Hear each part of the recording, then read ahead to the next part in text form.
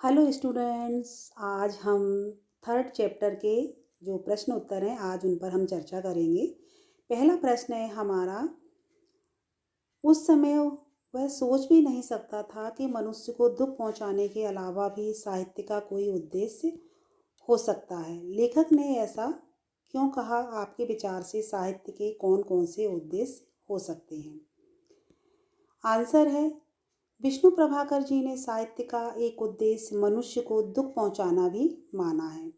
शरद चंद्र के बचपन में उन्हें साहित्य दुखदाई लगता था। विद्यालय में उन्हें सीता वनवास और चारू पाठ, जो उन्होंने कभी वो किताबें पढ़ी नहीं थी, वो उन्हें पढ़नी पड़ती थी और जब उनको याद नहीं होता था तो उनकी पिटाई भी होती थी गुरु के द्वारा।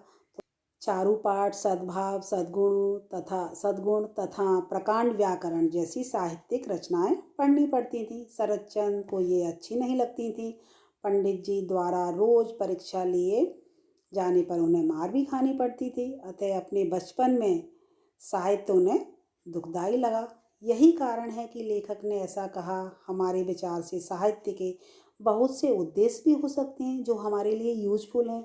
वे इस प्रकार हैं: साहित्य का प्रयोजन यश प्राप्ति, ज्ञान वृद्धि, धन प्राप्ति, लोक व्यवहार का ज्ञान, दुखों का नाश, अलौकिक आनंद की प्राप्ति, लोक मंगल की भावना। एक अच्छे साहित्यकार को यह सभी चीज़ें देता है और मिलती भी हैं। साहित्य श्रवण लेखन से मोक्ष तक मिल जाता है।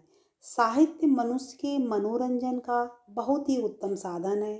इसको पढ़ने से समय अच्छा व्यतीत होता है, ज्ञानवर्धन हमारा होता है। यदि मनुष्य अच्छा साहित्य पढ़ता है तो मनुष्य का ज्ञान बढ़ाता है।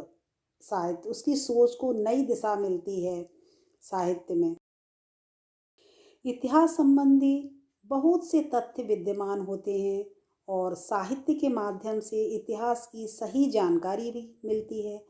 साहित्य के माध्यम से मनुष्य अपने देश, गांव, समाज इत्यादि के समीप आ जाता है। उसमें विद्यमान सामाजिक मान्यताओं, विषमताओं, कमियों, खूबियों इत्यादि को भी जाना जा सकता है। प्रश्न नंबर सेकंड है, पाठ के आधार पर बताइए कि उस समय के और वर्तमान समय के पढ़ने पढ़ाने के तौर तरीकों में क्या अंतर और समानताएं हैं।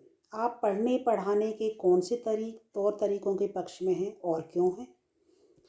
प्राचीन एवं नवीन शिक्षा पद्धति में जो मौलिक अंतर है वे निम्नलिखित हैं। तो आइए देखते हैं हम इन्हें।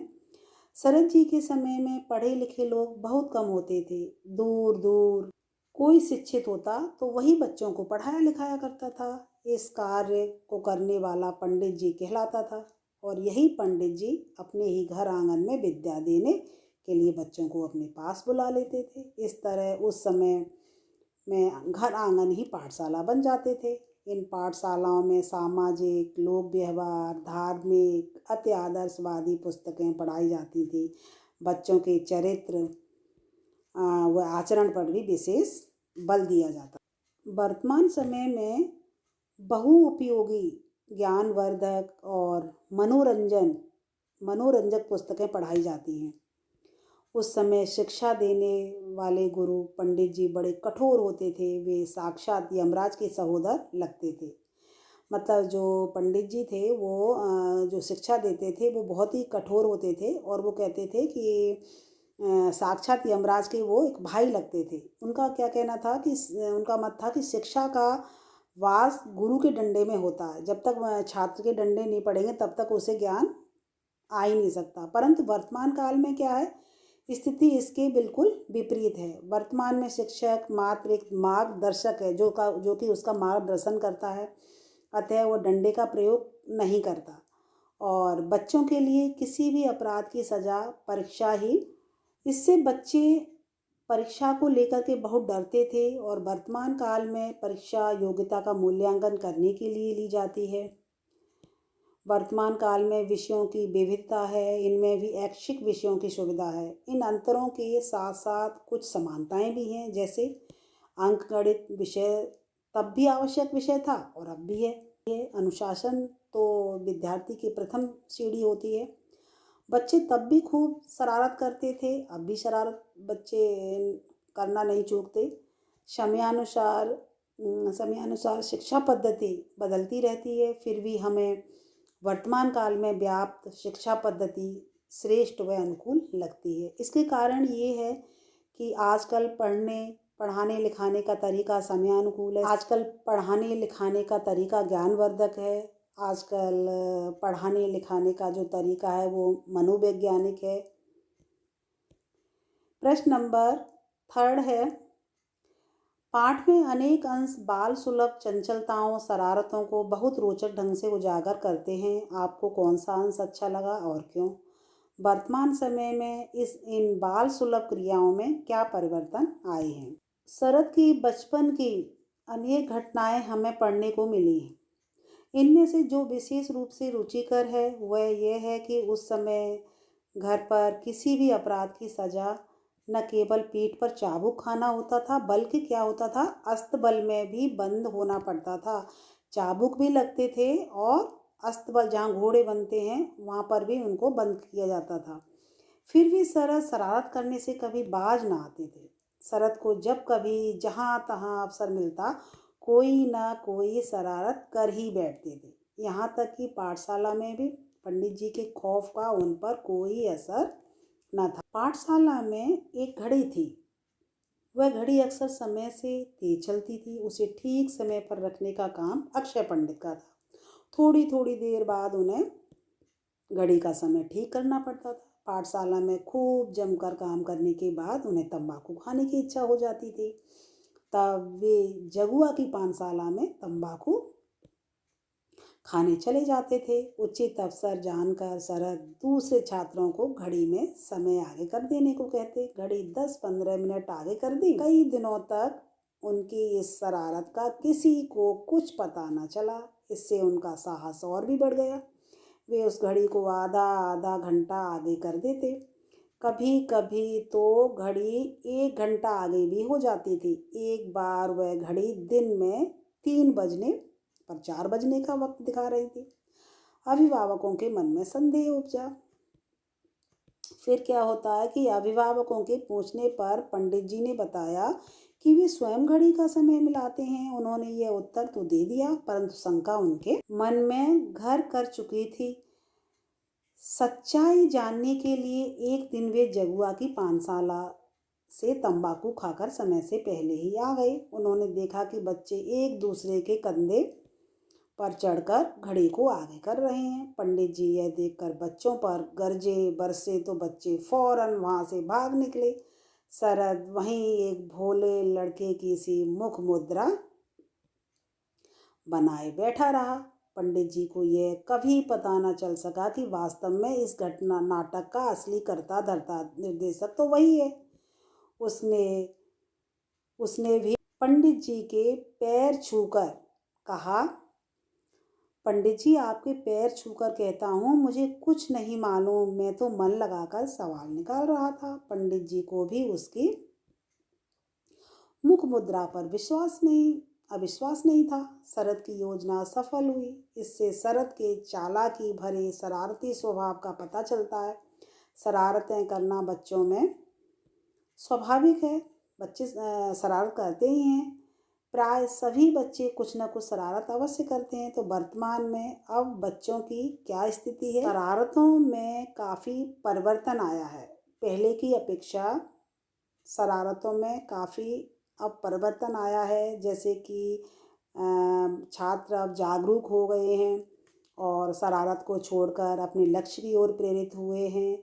समय की कीमत को पहचानते हुए अपने लक्ष्य को पाने के लिए हर संभव प्रयास करते हैं। प्रश्न नंबर 4 है, नाना के घर किन किन बातों का निषेध था और शरद को उन निश्चित कार्यों को करना क्यों प्रिय लगता था? नाना जी पुरानी सोच के व्यक्ति थे। जब शरद अपने नाना जी के घर रहने लगा, वहाँ के नियम कानून उसे बेहद जटिल जान प्रतीत होते थे, क्योंकि नाना जी बच्चों को प्यार देने के पक्ष में नहीं थे। उनका मानना था कि प्यार देने से बच्चे बिगड़ जाते हैं, इसलिए वहाँ कड़ी सजा का भी प्रावधान था। बाल शरारत भी छिप छिपा करके करना पड़ता था शरद को। शरद के पिता प्रकृति प्रेमी, सौंदर्य प्रेमी, साहित्य प्रेमी तथा संगीत प्रेमी घुमक्कड़ प्रवृत्ति के थे, इसलिए वह कभी एक जगह टिक कर नहीं रहे। यह सभी गुण शरद में भी थे, यह सभी समानताएं दोनों के बीच थीं। इसलिए शरद छिप छिपा कर अपने सभी शौक पूरा किया करता था। वह सभी निषिद्ध कार्य जो नाना जी के द्वारा थे उन सभी को शरद छिप कर पूरा किया करता था। कुछ प्रमुख कार्य जो शरद को करने से आनंद प्राप्त होते थे, जैसे पशु पक्षी का पालन करना, तितली पकड़ना, उपवन लगाना, नदी या तालाब में मछली पकड़ना, नाव लेकर सैर पर जाना, सैर करना, बागों में जाकर फल फूल को चुरा कर लाना और प्रकृति के बीच घंटों बैठकर तपस्या करना, सौंदर्य का दर्शन करना। जब भी है ना वो तपोवन जाता था तो वहाँ के सौंदर्य को निहारा करता था। इन सभी कार्यों को करके शरद को ताजगी का अनुभव होता था। वह एक सुकून का समय इन सभी के बीच पाता था, इसलिए उसे इन सभी कार्यों को करने में आनंद आता था। प्रश्न नंबर है 5। आपको शरद और उसके पिता मोतीलाल के स्वभाव में क्या समानताएं नजर आती हैं, उदाहरण सहित स्पष्ट कीजिए। इसका आंसर है, शरद के अंदर अपने पिता मोतीलाल के स्वभाव की बहुत समानताएं विद्यमान थीं। वे इस प्रकार हैं। शरद पिता के समान साहित्य पढ़ने और लिखने का शौकीन था। उसने अपने पिता के पुस्तकालय की सभी पुस्तकें पढ़ ली थीं। उनके पिता स्वभाव से स्वतंत्र व्यक्ति थे। शरद भी ऐसा ही था, उसने कभी बंद कर रहना नहीं सीखा था, अतः नाना के 1000 बंधन उसे रोक नहीं पाए थे। शरद तथा उसके पिता सभी लोगों को समान दृष्टि से देखते थे, चाहे वो छोटा व्यक्ति है या बड़ा है, चाहे वो धनवान है या गरीब है, सबके लिए उनका एक ही व्यवहार था। उनके लिए कोई बड़ा छोटा नहीं था। उसका सौंदर्य बोध पिता के समान ही था, जो उनके लेखन में स्पष्ट रूप से झलकता है। वह पिता के समान यायावर प्रकृति के व्यक्ति था। एक स्थान पर टिकना उसके लिए संभव नहीं था। क्वेश्चन नंबर है 6। शरद की रचनाओं में उनके जीवन की अनेक, ये सस्त लिख दिया, ये गलत हो गया है बाई मिस्टेक। शरद की रचनाओं में उनके जीवन की अनेक घटनाएं और पात्र सजीव उठे हैं, पाठ के आधार पर विवेचना कीजिए।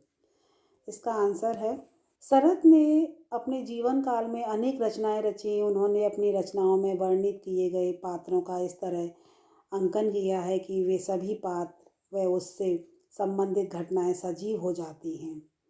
उनकी रचनाओं के कुछ पात्र निम्नलिखित हैं, जैसे श्रीकांत और विलासी रचनाओं में सांपों को बस में करने की घटना का वर्णन है। विलासी का पात्र मृत्युंजय सांप को जड़ी दिखा करके भगाता है। वह यह खेल दिखाने से पूर्व सांप के फन को लोहे की गर्म सीख से कई बार दागता था। इससे भयाक्रांत सांप किसी भी छड़ी को देखकर भाग उठता था। शरद द्वारा तपोवन का निर्माण उसे जीवन भर सौंदर्य बोध से भरता था। वह इसी स्थान पर रहकर सौंदर्य का उपासक बना। उसने इसी स्थान पर बैठकर जीवन भर अन्याय अत्याचार के विरुद्ध लड़ने का दृढ़ संकल्प लिया था। शरद ने देवदास की रचना अपनी बाल सखी धीरू द्वारा करौंदे की जो माला भेंट करने पर की थी। उन दोनों का जो पारस्परिक जो स्नेह था, जो प्रेम था, वो उसमें उजागर हुआ है। संबंध देवदास के रूप में उभर कर पाठकों के ये सम्मुख, जो उनका जो संबंध है वो भी पाठकों के सम्मुख यहाँ पर प्रकट हुआ है। अपनी बाल सखी धीरू से प्रेरित होकर ही शरद ने देवदास की पारो, बड़ी दीदी की माधवी और श्रीकांत की राजलक्ष्मी पात्रों की रचना की है। ये सभी पात्राएं धीरू के ही विकसित रूप थे। शरद ने इन सभी पात्राओं को अपनी रचना में विराट रूप में प्रस्तुत किया। शरद मछुओं की नाव से कभी अकेला तो कभी अपने बाल सखाओं के साथ कृष्णपुर के रघुनाथ दास गोस्वामी के अखाड़े में पहुंच जाता था। यही उसका एक मित्र गौहर भी रहता था। श्रीकांत चतुर्थ पर्व का वह आधा पागल कवि कीर्तन करता झूमता रहता था। संभवत वही किसी वैष्णवी कमललता से प्रभावित होकर शरत ने साहित्य रचना की थी। अपनी इस पुस्तक में अनेक ऐसे पात्रों को शरत ने स्थान दिया जिन्हें वह कभी भुला ना पाया। शरत की सृजित एक पात्रा है नीरू। वह बाल विधवा थी। अपनी जवानी की एक भूल के कारण वह बहिष्कृत होकर के प्रायश्चित स्वरूप दंड स्वीकारती है। उसकी मृत्यु के बाद उसके शव को सियार गीदड़ों के बीच जंगल में फेंक दिया जाता था, और मतलब उसकी कोई भी मदद करने के लिए आगे नहीं जाता आता, लेकिन वो उसकी शरद ही उसकी मदद करता है, उसको फ्रूट वगैरह खिलाता है और उसकी देखभाल भी करता है। बिलासी का कायस्थ मृत्युंजय भी सपेरा बना। वह समाज के ठेकेदारों द्वारा बहिष्कृत होकर ही सपेरा बना था। उसे उन लोगों ने पीट पीट कर अपमानित करके गांव से बाहर निकाल दिया था। यह दो प्रेमियों की कहानी शरत के उपन्यास चरित्रहीन का आधार बनी। शरत ने अपने इस उपन्यास में संदेश दिया कि एक दूसरे का विरोधी होते हुए भी लुच्चे लफंगे संगठित होकर के रहते हैं। इसके विपरीत सज्जन लोग हैं वो समाज में बिखरे बिखरे रहते हैं, वो अलग अलग रह लेते हैं। मतलब यहाँ शरत ने बताया कि जो गलत लोग हैं वो फिर भी एक हो जाते हैं, संगठन बना लेते हैं किसी कार्य को पूरा करने के लिए, लेकिन जो सही लोग होते हैं वो फिर भी बिखरे बिखरे रहते हैं, अलग अलग रहते हैं, वो एक दूसरे की मदद नहीं करते। तो उनको भी एक दूसरे की मदद करने के लिए आगे आना चाहिए। प्रश्न नंबर 7 है, जो रुदन के विभिन्न रूपों को पहचानता है वह साधारण बालक तो नहीं, बड़ा होकर कि वह निश्चय ही मनस्तत्व के व्यापार में प्रसिद्ध होगा। और अघोर बाबू के मित्र की इस टिप्पणी पर अपनी टिप्पणी कीजिए। तो यहाँ जो उसने रुदन के उसको पहचाना था, रुदन के रूप को, कि वो किस तरह का रुदन है। जब एक उस लेडी है जिसका पति की मृत्यु हो जाती है, उस और अमीर लोगों के रोने में कितना फ़र्क है। तो अघोरनाथ के मित्र साहित्य की गहनता को जानते थे। गंगा घाट पर जाते हुए शरत ने जब अंधे पति की मृत्यु पर विधवा को विलाप करते हुए देखा तो उनकी आंखों में स्वयं अश्रु आ गए। उस विधवा का रुदन हृदय का था। वह आंसू बहा रही थी किंतु वह चिल्ला नहीं रही थी जैसे अन्य लोग विलाप करते हैं। उसका यह विलाप हृदय का था, जिसे देखकर शरद ने कहा यह उसकी आत्मा का विलाप है जो सामान्य मनुष्य को दिखाई नहीं देता। उसका रुदन हृदय का रुदन है। इन सभी बातों को सुनकर अघोरनाथ के मित्र ने कहा, जो साहित्य के बारीकी को इतनी कम उम्र में जानता है वह निश्चय ही मनोविज्ञान का बड़ा जानकार बनेगा। ऐसा ही हुआ। शरद जब बड़े हुए तो वह लोगों के व्यवहार को देखकर उसके मनोविज्ञान को पढ़ लिया करते थे। इसमें वह कुशल थे। वास्तव में अघोरनाथ के मित्र ने जो कहा वह सत्य ही कहा, क्योंकि किसी भी आत्मा की आवाज़ को सुना नहीं जा सकता। विधवा का रुदन उसकी करुणा हृदय का विलाप प्रकट कर रहा था। जो व्यक्ति रो चिल्ला कर नहीं बल्कि हृदय से रो रहा हो उसका रुदन कोई अनुभवी व्यक्ति ही कर सकता है। साहित्य सृजन के लिए मनुष्य का अति संवेदनशील होना साहित्य सृजन के लिए मनुष्य का अति संवेदनशील होना आवश्यक है। शरत में यह गुण विद्यमान था और छोटे से ही उनमें संवेदनशीलता का गुण आ गया था। वह अपने आसपास के वातावरण तथा परिवेश का सूक्ष्म निरीक्षण करने में दक्ष थे, उसमें निपुण थे। अतः अघोर बाबू जानते थे कि जिस बालक में इस प्रकार की क्षमता है इस समय मौजूद है, उनका यह कथन आगे चलकर सत्य भी सिद्ध हुआ। उनकी प्रत्येक रचना इस बात का प्रमाण है। तो आपने यहाँ 1 to 7 जो प्रश्न उत्तर हैं उनके आंसर जो हैं उनको समझा, आपको इजीली समझ में आ गए होंगे। धन्यवाद।